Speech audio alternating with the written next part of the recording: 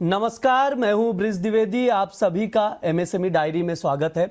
America और Iran के बीच बढ़ते तनाव ने स्ट्रेट ऑफ हॉर्मुज पर ताला लगा दिया है। वो रास्ता जहां से दुनिया का 20% तेल गुजरता है।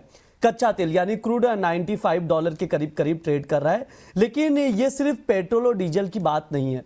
आज बात होगी आपके कपड़ों की। पॉलिस्टर से लेकर नायलॉन तक और धागे से लेकर बटन तक सब कुछ क्रूड से जुड़ा हुआ है। गारमेंट और टेक्सटाइल इंडस्ट्री इस वक्त एक ऐसे दोराहे पर खड़ी है जहां इनपुट कॉस्ट आसमान छू रहे हैं और सप्लाई चेन पूरी तरह से टूट चुकी है। इन्हीं सब पर बातचीत की जाएगी, विस्तार से चर्चा की जाएगी। हमारे साथ तीन खास मेहमान हैं। मैसूर साड़ी उद्योग के को फाउंडर दिनेश तलेरा जी हैं, garments exporters and manufacturer association के प्रेसिडेंट विजय जिंदल जी हैं और श्री क्रिएशन के शैलेंद्र तिवारी जी हैं। आप तीनों का बहुत बहुत स्वागत है द बोनस में। नमस्कार।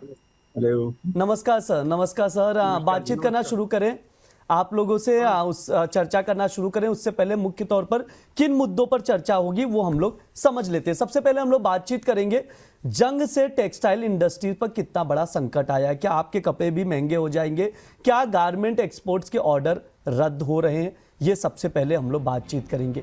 इसके बाद जानेंगे कि बांग्लादेश और वियतनाम का सस्ता कपड़ा भारतीय टेक्सटाइल के लिए कितनी बड़ी चुनौती है, ये समझने की कोशिश की जाएगी। और आखिरी में बातचीत करेंगे कि वर्किंग कैपिटल को लेकर क्या कुछ चुनौतियां हैं इस इंडस्ट्री के सामने। बातचीत शुरू करते हैं। सबसे पहले इनपुट कॉस्ट से शुरुआत करेंगे। दिनेश सर, आपसे ही शुरुआत करना चाहूंगा। जिस तरह का sir scenario state of Hormuz को लेकर सप्लाई रुका हुआ है, क्रूड के प्राइसेस में तेजी देखने को मिल रही है, इसका इम्पैक्ट ओवरऑल पूरे जो इंडस्ट्री है, चाहे रॉ मटेरियल कॉस्ट हो या इनपुट कॉस्ट हो, इसको कैसे देख रहे हैं सर? और इस जंग से इस इंडस्ट्री पर कितना इम्पैक्ट पड़ा है? देखो, thank you for having me on this channel. Would you like me to talk in English और is it okay if you want me to talk in Hindi? Sir, this is Hindi news channel. You can use mixed way. Okay, because मेरे को I was not aware of it, but कोई बात नहीं. I will try my best to make sure कि मैं अच्छी तरीके से आपको इस बार ये क्वेश्चन को आंसर। Sure sir. तो पहले तो नमस्कार सब मेरे को पैनलिस्ट को। नमस्कार। फॉर्चुनेटली हम लोग जो जिस इंडस्ट्री में मैसूर साड़ी उद्योग, we are in the completely local yarn based industry. तो हमारे पूरे जितने भी गारमेंट्स है, एथनिक वेयर है, फंडामेंटली हम लोग एथनिक वेयर में हैं। तो ये पूरा ही जो मटेरियल बनता है ये 90% सब लोकल यार्न से ही बनता है। अगर इंपोर्टेड यार्न भी है तो ये पेट्रोल या क्रूड से रिलेटेड नहीं है। तो इसलिए हमारे ऊपर इस चीज का इतना इम्पैक्ट नहीं है जितना गारमेंट एक्सपोर्टर्स पे और बाकी का जो गारमेंट इंडस्ट्री है जहाँ पे पॉलिएस्टर और सिंथेटिक यूज होता है, उन पे बहुत ही ज्यादा गहरा इम्पैक्ट पड़ा है। इनफैक्ट अ लॉट ऑफ काफी कुछ जो ट्रेड है और काफी कुछ जो बाइंग है नेचुरल फाइबर्स पे भी शिफ्ट हो रहा है इसी कारण के। तो वॉर के रिलेटेड जो इनपुट कॉस्ट बढ़ रहे हैं वो फंडामेंटली जो क्रूड से रिलेटेड पॉलिएस्टर यार्न्स का जो कपड़ा बनता है उसी से ये प्राइस इंक्रीमेंट जुड़ा हुआ है। विजय सर, इसी को कंटिन्यू कीजिए क्योंकि सर ने एक्सपोर्टर्स का जिक्र किया तो आप बेहतर ढंग से समझा भी सकते हैं सर कितना इम्पैक्ट आया। Vijay Jindal, I am the president of garment exporters and manufacturing association. जो अभी ये बात जो अभी हो रही थी, जो मेरे को ये लगता है कि गारमेंट तो सब तरीके से हिट है। मतलब नॉट ओनली वार का रीजन, पहले टैरिफ का रीजन था, फिर वार आ गई, फिर रॉ मटेरियल के प्राइसेस आज 20% इंक्रीज हो गए। 20% raw material prices has been increased in the market, yarn prices. Not only I am talking MF yarns, even the cotton yarns prices has been increased 20%. इधर मतलब बिकॉज ऑफ द गैस और वो processing units काफी बंद है, काफी units के अंदर उन्होंने अपने रेट्स बढ़ा दिए। तो मतलब इस टाइम गारमेंट इंडस्ट्रीज बहुत ज्यादा हिट है। अभी देखो मार्च की अभी एक्सपोर्ट फिगर्स आई है तो 19% ड्रॉप है इंडिया का एक्सपोर्ट, गारमेंट एक्सपोर्ट मार्च का। तो ये सारी परेशानी बहुत है इस टाइम गारमेंट में। प्लस लेबर का अभी देखो हरियाणा ने अभी रिसेंटली 35% अपने मिनिमम वेजेस रिवाइज किया है, जिसमें कि गारमेंट इंडस्ट्री में जहां पर ऐसा है कि 25% लेबर कॉस्ट है, अगर उसमें 35% रिवीजन होगा तो इंडस्ट्री वाइबल ही नहीं रहनी। तो इस टाइम गारमेंट बहुत ज्यादा प्रॉब्लम फेस कर रहा है। पहले बिजनेस की प्रॉब्लम है, टैरिफ की प्रॉब्लम थी, कुछ टैरिफ का हल होना शुरू हुआ, ये वार शुरू हो गई, मतलब अनसर्टेनिटी बहुत है। तो इस time garment, I think the worst hit is the garment now. Shailendra sir, आपके पास आऊंगा। जैसे सर ने भी जिक्र किया कि पॉलिस्टर और नायलॉन के जो इनपुट कॉस्ट है वो बढ़ गए। आपसे समझना चाहूंगा, क्योंकि आप इस इंडस्ट्री से जुड़े हुए हैं, कैसे देखते हैं इसको, इस कॉस्ट को? क्या आप लोग कस्टमर को पास ऑन कर रहे हैं या खुद ही बेयर कर रहे हैं आप लोग? नहीं, पहले सबसे पहले सब मेरे को पैनलिस्ट को मेरा नमस्कार। और जैसा सर ने बोला, एकदम बिल्कुल सही बोला है कि जो इसका जो युद्ध का अपने हमारे इंडस्ट्री पे भी पूरा इफेक्ट आया है। सबसे बड़ा चीज़ तो अपना लेबर कॉस्ट। लेबर इस समय कंडीशन ये है कि लेबर नहीं मिल रहे हैं। ये हार्मोज स्ट्रेट के कारण, ये जो ऑयल का प्रॉब्लम हुआ, सबसे ज़्यादा तकलीफ हुआ, और इससे हमारे बहुत सारे ऑर्डर कैंसिल हो रहे हैं। और अल्टीमेटली जो हमारा तकलीफ यहाँ पे हो रहा है कि प्रोडक्शन प्रॉपर नहीं हो पा रहा है, चीज़ें व्यवस्थित नहीं बन पा रही है, इसके कारण रेट में हमारा इफेक्ट आ रहा है। शैलेंद्र सर, मैं आपसे ये समझना चाह रहा हूँ, मैं एक बार वापस से सवाल रिपीट कर रहा हूँ कि जो कॉस्ट बढ़ रहा है वो आप खुद बेयर कर रहे हैं, आप मतलब इंडस्ट्री खुद बेयर कर रही है ये कॉस्ट को, या फिर कस्टमर को पास ऑन कर रही है, कस्टमर से पैसे उस पे इंक्रीज करके ले रही है? तो हमें खुद को बियर कर रहे हैं, हम खुद ही बियर कर रहे हैं वो चीज़। ओके, हाँ, बातचीत आगे बढ़ाएंगे। दिनेश सर, आपके पास आऊंगा। थोड़ा सा मैं जानना चाहूंगा कि ठीक है, स्टेट ऑफ हॉर्मुज का मसला तो आज आया, मतलब पिछले 1-1.5 महीने से ये सब चल रहा है, वैसे क्या कुछ चैलेंजेस देखने पड़ते हैं, फेस करने पड़ते हैं इस इंडस्ट्री को? थोड़ा सा मैं आपसे समझना चाहूंगा सर। मैं ये इसके अंदर ब्रिज जी आपको यही बता रहा हूँ कि अभी आपने जो एक क्वेश्चन किया ना कि इंडस्ट्री खुद बियर करनी पड़ रही है, ये हाँ। अब आप देखो, जब यूएस ने टैरिफ 50% किया था, 50% टैरिफ भी गारमेंट एक्सपोर्टर्स ने बियर किया था, ये सोच के कि भाई अगर मैंने आज मेरे कस्टमर का ऑर्डर छोड़ दिया तो मेरा customer can be shift to Bangladesh और एनी अदर, अगर वो कस्टमर चला गया तो फिर मैं क्या करूंगा। तो हैवी लॉस के साथ, मतलब किसी बायर ने कोई टैरिफ का रिलीफ नहीं दिया, किसी बायर ने कोई हमारे प्राइस नहीं बढ़ाए। हर जो जिन लोगों ने खुद बियर किया, अपने आप के प्राइस डिस्काउंट कर करके उसको प्राइस मैच किया, सो डेट कि वो अपना माल लेता रहे।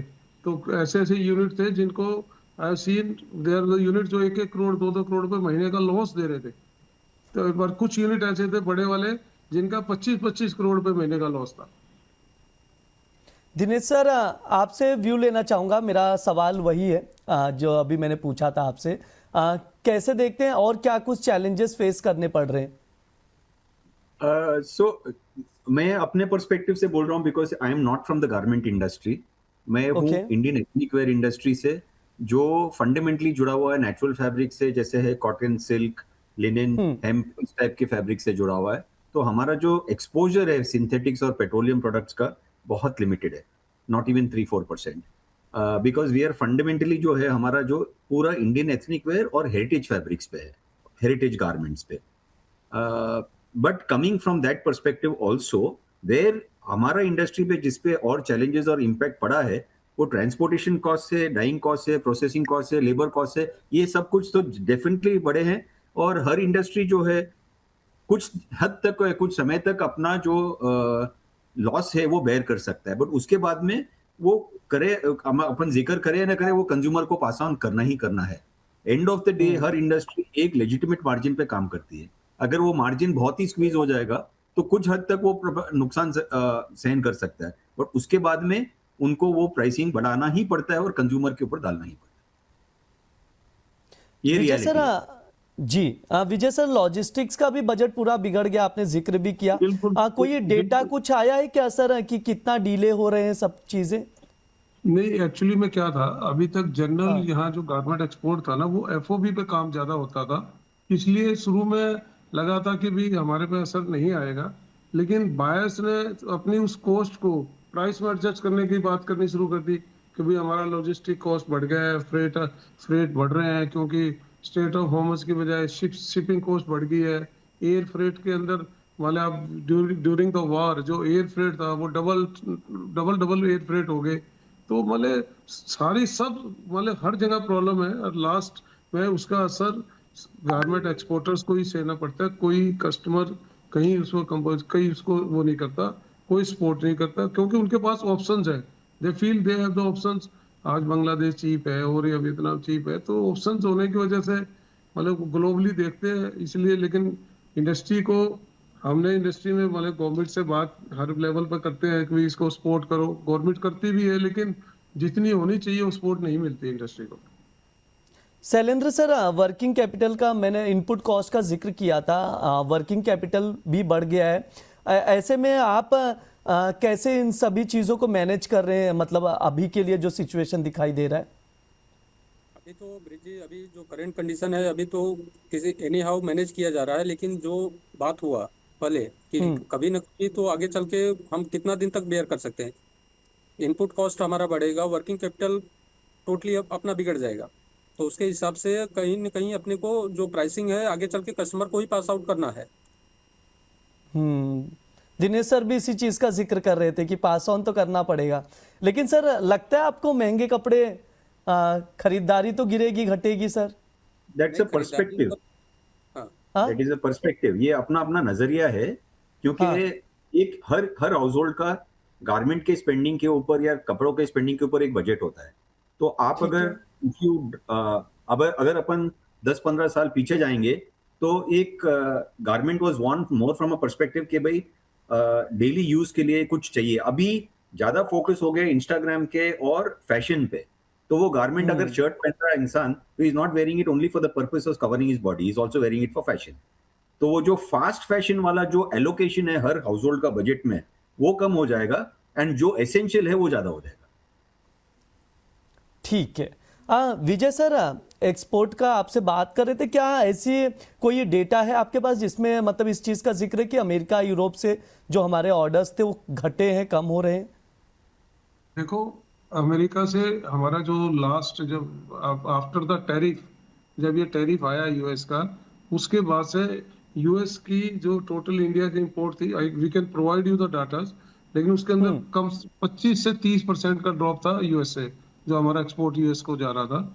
और अब इसको, जो मैं ये समझता हूँ कि अब इसका असर जो पहले टैरिफ पे आया, अब ये प्राइसेस जो बढ़ रही है ना, prices not only this, the garment raw material prices बढ़ रहे हैं, और ये अपना क्या नाम, और सारे खर्चे बढ़ रहे हैं।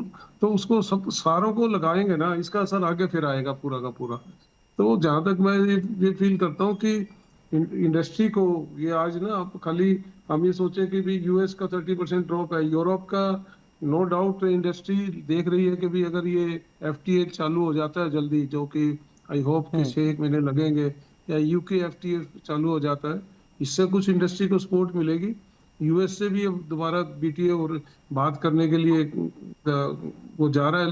लेकिन मतलब मैं सोचता हूँ कि सारे लोग फील कर रहे हैं कि कुछ अच्छा टाइम आए, लेकिन जो प्राइसेस पास ऑन का मैटर है ना, मेरे को नहीं लगता कि कस्टमर देने के मूड में है।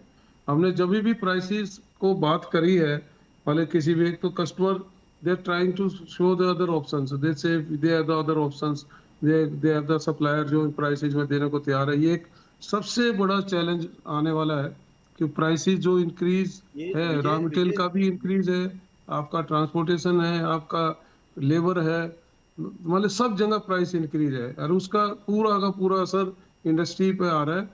तो वो इंक्रीज आज के दिन तो नहीं कस्टमर दे रहा, आगे देखते हैं, लेट्स होप कि आगे क्या है। कुछ हमारे सारे प्री बुक्ड ऑर्डर्स है, अगले पूरे 3 महीने 6 महीने के ऑर्डर्स बुक होते हैं वहाँ। उसके अंदर कुछ नहीं, न्यू सीजन आएगा, उसके अंदर देखेंगे क्या प्राइस इंक्रीज मिलता है।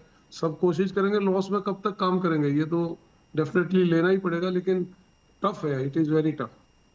विजय सर, आपने वियतनाम और बांग्लादेश का भी जिक्र किया था, मैं समझना चाहूंगा आपके कितना बड़ा चैलेंज है उनके सस्ते जो कपड़े आपने जिक्र भी किया, इसको थोड़ा विस्तार से आप एनालिसिस कर सकते हैं सर? देखो ब्रिज जी, मैं ये सोचता हूँ कि बांग्लादेश और वियतनाम इंडिया के लिए जो सबसे बड़े चैलेंज बने, क्योंकि बांग्लादेश की जो चीप लेबर एक वो थी, और जो उनकी कैपेसिटीज थी, आज उनकी एक्सपोर्ट आप देखो ना, हमारे से रफली 3 गुनी एक्सपोर्ट है। छोटी सी एक स्टेट है, जस्ट लाइक अपने वेस्ट बंगाल जितनी स्टेट, वेस्ट बंगाल जितनी कंट्री है, और वो उनकी 3 गुनी एक्सपोर्ट्स वो हमारे से कर रहे हैं। तो वो कितना बड़ा चैलेंज है प्राइसिंग को लेके। और वियतनाम ने तो इतनी स्पीड से अपने आप को रिकवर किया, इतनी स्पीड से अपने आप को लेके आया है वियतनाम, कि आज ये बहुत बड़ा चैलेंज है कि हम जहां भी पहले तो विद इन कंट्री तो हम कंपटीशन था, उसको तो आदमी झेलता था कि सबको इकट्ठे प्रॉब्लम सबको थी। लेकिन जो बांग्लादेश है, वहाँ की लेबर कॉस्ट इतनी चीप है, या वियतनाम है, वियतनाम में लेबर कॉस्ट इतनी चीप नहीं है, लेकिन दे उनकी और कंडीशन गवर्नमेंट स्पोर्ट्स इतने हैं कि दे आर डूइंग एक्सेलेंट।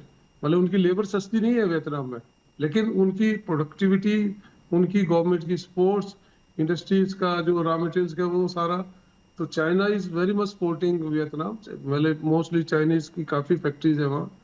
तो मैं तो बहुत बड़ा चैलेंज है बांग्लादेश, और वो हमें भी उसको तैयार, अपने आप को तैयार करना ही पड़ेगा आने वाले टाइम में। अगर हम ऐसे ही करते रहे तो फिर ये इंडस्ट्री वैसे ही खत्म हो जाएगी। क्योंकि मैंने दिनेश बोला सर, ना, बायर नहीं कहीं मीट करने वाला आपको, लेकिन बायर सपोर्ट नहीं करेगा। जी दिनेश मैं सर विशेष आपके पास तौर पे आऊंगा मैं। आप जिक्र भी कर रहे थे कि हमारे इंडस्ट्री पर ज़्यादा इम्पैक्ट नहीं आया क्योंकि नेचुरल फाइबर से जुड़ी हुई इंडस्ट्री है। तो क्या लगता है आपको शिफ्ट होनी चाहिए इंडस्ट्री नेचुरल फाइबर्स की ओर ज़्यादा रुख करना चाहिए, क्योंकि आगे ये जो क्रूड का चैलेंजेस इन फ्यूचर, क्योंकि एक बार युद्ध शुरू होता है फिर कहीं ना कहीं तनावपूर्ण स्थिति दिखाई देगी, फिर वापस से किसी और देश के बीच अगर युद्ध शुरू हुआ, तो इन चीज़ों से बचने के लिए क्या इंडस्ट्री को थोड़ा सा नेचुरल फाइबर्स की ओर रुख करना चाहिए? जरूर करना चाहिए, बट अभी यही तो बात है ना, जो अभी हाँ। सिंथेटिक फाइबर का इतना बढ़ गया है दाम, और जो कॉटन पे प्रेशर आया है, जैसे विजय जी बता रहे कॉटन का प्राइस बढ़ गया है। इसका कॉटन का प्राइस बढ़ने का कारण ये है कि डिमांड बहुत ज्यादा हो गया अभी उसका। तो अब इसी कारण से it is very important that अपने जो इंटरनली जो इंडिया के अंदर अपना जो क्रूड डिपेंडेंसी है उसको कम करना जरूरी है, और अल्टरनेट फाइबर्स को भी रिसर्च करना भी बहुत जरूरी है। And rightly like what Vijay ji said, also for the industry to survive, अपने यहाँ जो लेबर कॉस्ट वगैरह सिमिलर है वियतनाम के हिसाब से, बट अपने यहाँ जो गवर्नमेंट पॉलिसीज है और सपोर्टिव होने बहुत जरूरी है। शैलेंद्र सर आपका भी टेक जानना चाहूंगा, आप शिफ्ट होने के लिए तैयार हैं? देखो, हमारे में जो एथनिक वेयर का कपड़ा है, तो उसके हिसाब से हाँ। हम नहीं जा सकते। उसका इफेक्ट एक आता है, हर एक कपड़े का एक अलग अलग वो होता है। तो उसके हिसाब से जो एथनिक के हिसाब से कपड़े लेके चलना पड़ेगा। हम अल्टीमेटली उस पर शिफ्ट नहीं जा सकते। Sir Shailendra sir design cost भी बढ़ा है क्या? सर, डिजाइन कॉस्ट बढ़ा है, और सबसे बड़ा तकलीफ यहाँ पे हो रहा है कि लेबर का सबसे बड़ा प्रॉब्लम हुआ है। तो उसके कारण मतलब हर एक चीज पे इफेक्ट आया है। डिजाइनिंग कॉस्ट तो ऐसा नहीं है, बट हाँ। मैन्युफैक्चरिंग कॉस्ट बढ़ गया। विजय सर पॉलिसीज पे थोड़ा सा मैं आपसे और अच्छे से समझना चाहूंगा। वैसे पॉलिसीज को कैसे देखते हैं? और ठीक है अभी तनावपूर्ण स्थिति बनी हुई है, लेकिन अगर ये तनावपूर्ण स्थिति नहीं थी तब क्या चैलेंजेस थे इस इंडस्ट्री के सामने?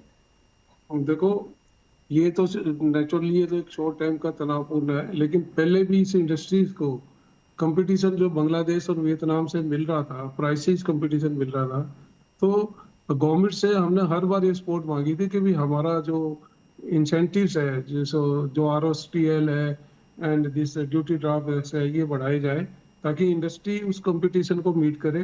क्योंकि कुछ चीजें ऐसी है जो कंट्री के अंदर, मतलब जैसे जो रॉ मटेरियल कॉस्ट है, रॉ मटेरियल कंट्रोल कॉस्ट आपके हाथ में नहीं आ रही थी। तो एक ये था, प्लस हमने पॉलिसी रखी, जैसे आज गवर्नमेंट में हमारे रॉ कॉटन एंड यान का जो एक्सपोर्ट्स है, उसकी बजाय हमें फिनिश फैब्रिक का एक्सपोर्ट या गारमेंट के एक्सपोर्ट पे ध्यान देना चाहिए।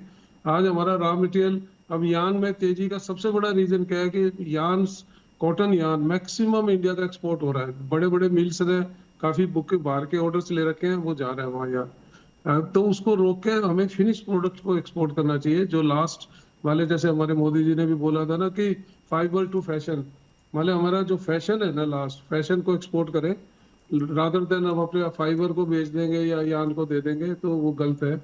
एक ये गवर्नमेंट को पॉलिसी पर इस पर ध्यान देना चाहिए।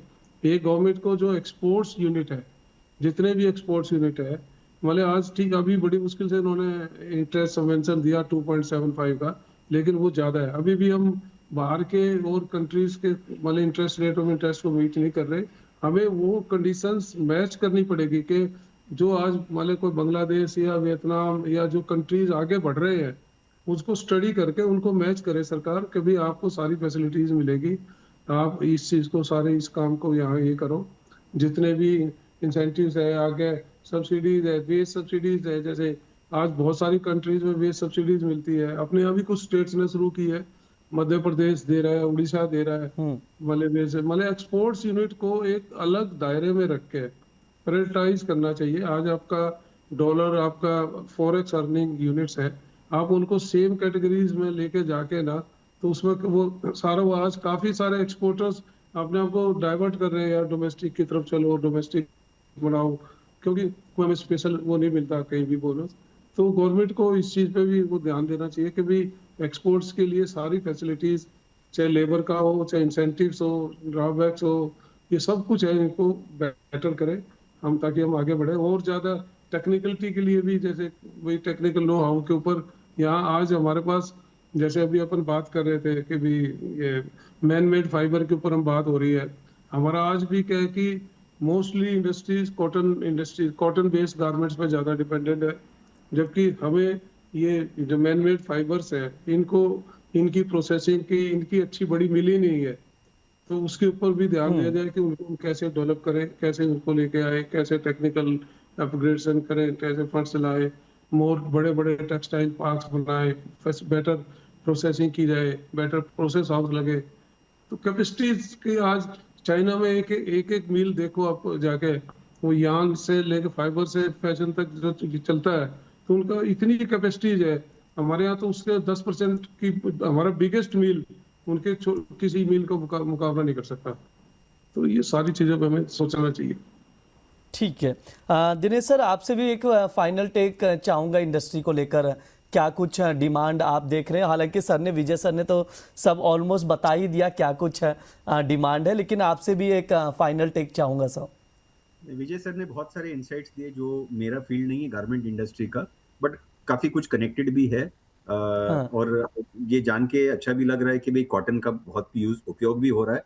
और ये इनका जो सजेशन है कि भाई फिनिश प्रोडक्ट्स पे ज्यादा फोकस हो गवर्नमेंट का एक्सपोर्ट करने का, ये बहुत ही सही है।